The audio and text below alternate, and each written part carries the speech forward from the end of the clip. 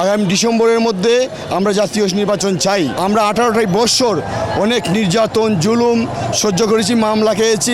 আমাদের দীর্ঘদিনকে কাঙ্ক্ষিত যে একটি অবাধ নিরপেক্ষ নির্বাচন, সেই নির্বাচনকে সামনে রেখে আমরা অতি সত্বর আগামী ডিসেম্বরের মধ্যে আমরা জাতীয় নির্বাচন চাই এবং এই নির্বাচনের মাধ্যমে বাংলাদেশ জাতীয়তাবাদী দল বিএনপি সরকার গঠন করবে এবং আমাদের ভারপ্রাপ্ত চেয়ারম্যান তারেক রহমানের 31 দফায় উল্লেখ রয়েছে আগামীতে তারুণ্যের যে ইচ্ছা আকাঙ্ক্ষা এবং বেকারত্ব সুখ দূর হবে কর্মসংস্থানের মাধ্যমে।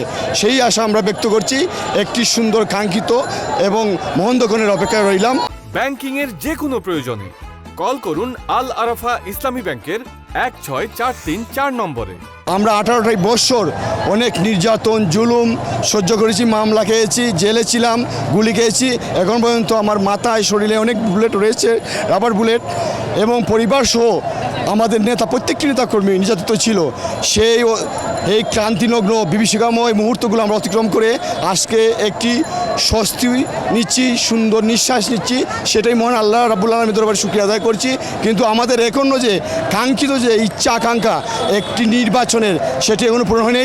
সেটির আশায় আমরা রইলাম এবং জোর দাবি করছি এই অন্তর্বর্তী সরকারের কাছে যে অতি সত্বর যিনি একটি অবাধ নিরপেক্ষ নির্বাচন দেন। দেশে দেশে সবার সাথে দ্য নিউজ।